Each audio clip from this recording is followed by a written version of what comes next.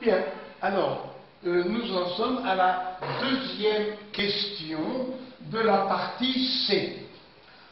On cherche la valeur minimum n, petit n, du nombre de billes pour que la probabilité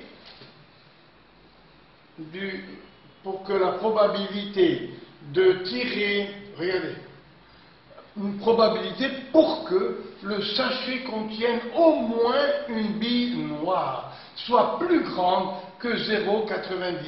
Ça veut dire, quel est le nombre de billes minimum que l'on doit placer dans chaque sachet pour que le tirage d'une noire se fasse avec une probabilité plus grande que 0,99. Bien.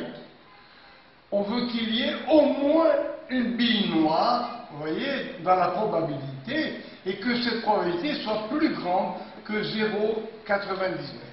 Donc, on demande quelle est la valeur du nombre de billes dans un sachet pour que la probabilité, quand on en a pris, vous voyez, 40 par exemple, eh bien, on veut que la probabilité d'avoir tiré une noire, ou deux noires, ou trois noires parmi le nombre de billes noires, que cette probabilité dépasse 0,99.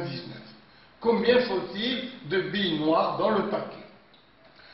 Alors, quel est l'événement contraire? On veut au moins un. Eh bien, l'événement contraire, c'est aucun.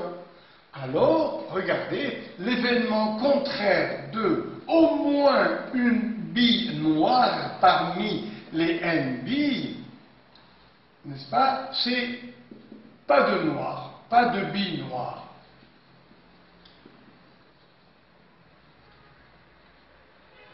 Voilà. Du tout. On a tiré toutes les billes et on veut, vous allez voir, ça va simplifier, on veut qu'il n'y ait aucune noire. Eh bien, la bille n'est pas noire avec la probabilité 4/5.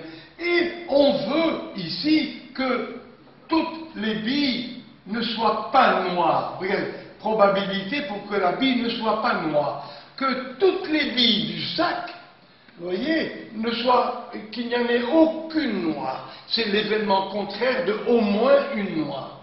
Donc, la probabilité, c'est 4/5 à la puissance le nombre de billes que l'on cherche, pour que la probabilité d'en tirer au moins une noire, du début à la fin du sachet, dépasse 0,99. Bien. Alors, voilà la probabilité pour que la bille, parmi toutes les billes qu'on a tirées, toutes soient de couleurs différentes de noir. Et maintenant, la probabilité pour qu'elle soit noire, c'est, puisque ce sont deux événements contraires, lesquels, ça, c'est au moins une noire, ça, c'est pas de noir du tout. Alors, puisqu'on a affaire à deux événements contraires, P de n, c'est 1 moins probabilité, vous voyez, qu'elle ne soit pas noire. Ça fait 1 moins 4/5 à la puissance n. Et on veut répondre à la question, voilà, probabilité pour qu'il y ait au moins une noire. La voilà. Et on veut que cette probabilité dépasse 0,99. Eh bien, après, ça fait une équation à résoudre où on cherche n. Donc, 1 moins 4/5 puissance n doit dépasser, on veut que ça dépasse 0,99. On va isoler ce nombre. On le fait passer à droite, 0,99 à gauche. Voilà. Et le nombre 4/5, quand il sera là, il faut qu'il soit plus petit que. Donc 4/5 puissance n, plus petit que la différence, 0,01. Après, nous prenons le logarithme, ça fait n. Logarithme népérien de 4/5 doit être plus petit que logarithme népérien de 1/100. Pourquoi ça? Parce que la fonction logarithme, elle est monotone croissante. Ça veut dire que si A est plus petit que B, logarithme de A sera plus petit que logarithme de B. Voilà.